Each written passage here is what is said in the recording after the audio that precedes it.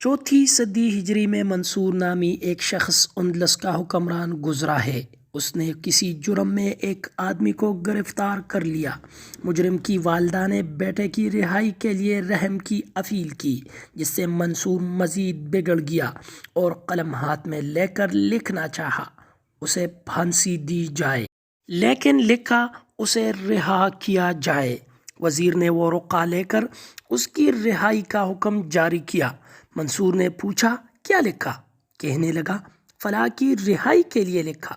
मंसूर भड़क उठा, उसे फांसी दी जाए, रिहाई का किसने कहा है? वज़ीर मौसूफ ने इसको पर्ची थमा दी जिस पर उसे रिहा किया जाए लिखा था।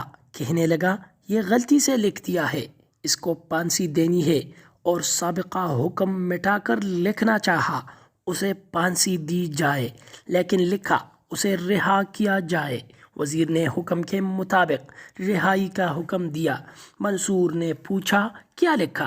कहने लगा, फलां की रिहाई के लिए लिखा।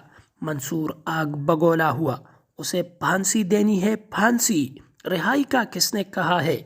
वज़ीर ने फिर उसी का लिखा हुआ रुका सामने किया जिसमें रिहाई के लिए लिखा था। कहने लगा, ये गलती हो गई, लेकिन तीसरी बार भी उसी तरह हुआ। मंसूर के कलम से फांसी की बजाय उसके लिए आज़ादी का परवाना जारी हुआ। जब 3 बार इस तरह हुआ तो तकदीर के काजी के सामने मंसूर को भी सर तस्लीम खुम करना पड़ा। कहने लगा, उसे मेरे न चाहने के बावजूद रिहा कर दिया जाए। अल्लाह जिसको रिहा करना चाहे, मैं उसे नहीं रोक सकता। जिसे अल्लाह रखे, इसको कौन पनाह कर सकता है?